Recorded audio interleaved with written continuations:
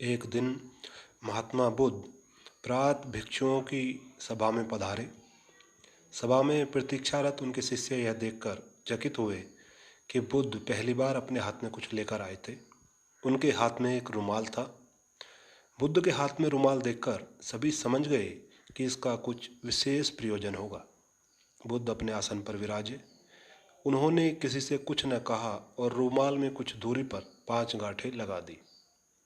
सब उपस्थित यह देख मन में सोच रहे थे कि अब बुद्ध क्या करेंगे, क्या कहेंगे।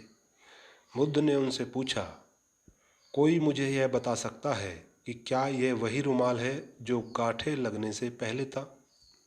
सारिपुत्र ने कहा, इसका उत्तर देना कुछ कठिन है। एक तरह से देखें तो रुमाल वही है, क्योंकि इसमें कोई परिवर्तन नहीं हुआ है। दूसरी दृष्टि से देखें तो पहले इसमें 5 गांठ नहीं लगी हुई थी, अतः रुमाल पहले जैसा नहीं रहा। और जहाँ तक इसकी मूल प्रकृति का प्रश्न है, वह अपरिवर्तित है। इस रुमाल का केवल बाह्य रूप ही बदला है, इसका पदार्थ और इसकी मात्रा वही है। तुम सही कहते हो सारिपुत्र, बुद्ध ने कहा। अब मैं इन गांठों को खोल देता हूँ। यह कहकर बुद्ध रुमाल के दोनों सिरों को एक दूसरे से दूर खींचने लगे। तुम्हें क्या लगता है सारिपुत्र, इस प्रकार खींचने पर क्या मैं इन गांठों को खोल पाऊंगा? नहीं तथागत, इस प्रकार तो आप इन गांठों को और अधिक सघन और सूक्ष्म बना देंगे और ये कभी नहीं खुलेंगी, सारिपुत्र ने कहा। ठीक है, बुद्ध बोले। अब तुम मेरे अंतिम प्रश्न का उत्तर दो कि इन गांठों को खोलने के लिए मुझे क्या करना चाहिए।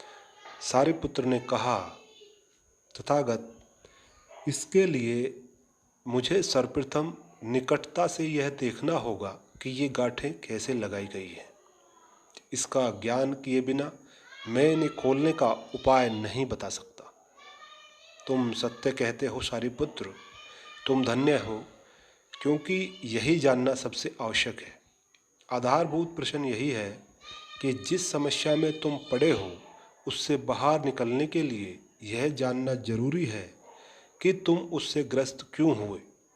यदि तुम यह बुनियादी व मौलिक परीक्षण नहीं करोगे तो संकट अधिक ही गहराएगा।